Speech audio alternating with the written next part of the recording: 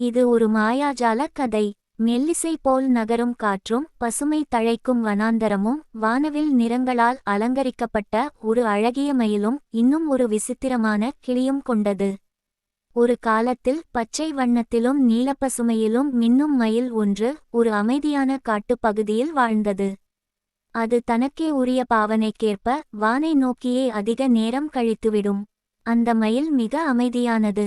விலங்குகளோடும் பறவைகளோடும் நன்றாக நட்பாக இருந்தது. ஆனால் அதற்குள் மட்டும் ஒரு சிறு ஆசை இருந்தது. ஒருநாள் அது பேசும் கிளியொன்றை காண வேண்டும் என்ற ஆசை. ஒரு மழைதூறும் காலை, காட்டுப் பாதைகளில் நனைந்த இலைகள் நறுமணமாக காற்றோடு சுழன்று கொண்டிருந்தன. அப்போது வானத்தின் ஓரத்தில் விளக்கின் ஓசை போன்ற ஓர் ஒலி. மெல்ல மெல்ல ஒலி அருகருகே வந்தது. அது ஒரு கிளி, ஆனால் சாதாரண கிளி அல்ல. அதன் இறகுகள் தங்கத்தின் ஒளிக்கு போல் பிரகாசித்தன. அதன் கண்களில் வானவில் ஒளி. அசைந்தபடி அது மயிலின் அருகில் வந்தது. நான் அந்த கணத்தை கண்டதிலிருந்தே உணர்ந்தேன், இது ஒரு மாயாஜால கிளி. மாயாஜால கிளி. அது புனிதமானது. அது பேசும் இல்லாமல் பார்வையால் உணரச் செய்கிறது.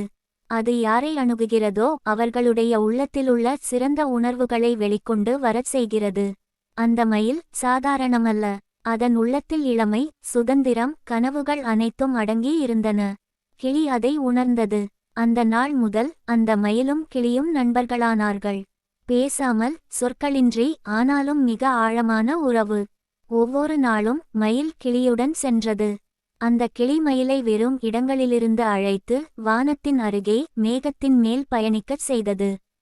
கிளியின் சிறகுகளால் மயிலுக்குள் வித்தியாசமான எண்ணங்கள் பிறந்தன. அந்த கிளியின் ஒளியால் மயில் நிம்மதியாகவும் மகிழ்ச்சியுடன் வாழத் தொடங்கியது. அவ்வப்போது மயிலின் ஆடலுக்குள் கூட அந்த கிளியின் மயாஜால தொடுதல்கள் தெரிந்தன. கிளி காற்றில் மிதந்தபடி மயிலின் நினைவுகளை கிளறியது. அதன் பழைய கவலைகள் குறைந்தன. அதன் தனிமை மெதுவாக கரைந்தது.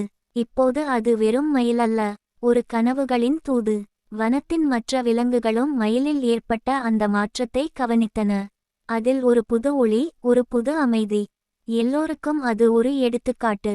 இனிமை, அமைதி, கனவு, இதுவே வாழ்க்கையின் விலைமதிப்பற்ற 3 பரிசுகள். மாயாஜால கிளி எப்போதும் அங்கு இருப்பதில்லை. சில நாட்கள் அது காணாமல் போய்விடும். ஆனால் மயில் அதை எண்ணிக்கொண்டே இருப்பது போல் அது மீண்டும் வரும். சில நேரம் மேகங்களின் நடுவிலிருந்து, சில சமயம் வானக்கோடையின் அருகில். அதன் வருகை எல்லாம் ஆச்சரியம். ஆனால் மயிலுக்கு அது போதுமானது, ஏனெனில் அந்த கிளி மயிலை உண்மையாக கேட்கத் தெரிந்தது. இவ்வாறு அந்த மயிலும் மாயாஜால கிளியும் சொற்களின்றி உரையாடும் 2 கனவுகள் போல வாழ்ந்தன. சில உறவுகள் வார்த்தைகளை தேவைப்படுவதில்லை. சில சந்திப்புகள் நம்முள் புதுவிதமான ஒளியை ஏற்க வைக்கின்றன. மயிலும் மாயாஜால கிளியும் அதற்கான ஒரு உதாரணம். நாம் எல்லோரும் ஒருநாள் ஒரு மாயாஜால கிளியை சந்திக்கலாம்.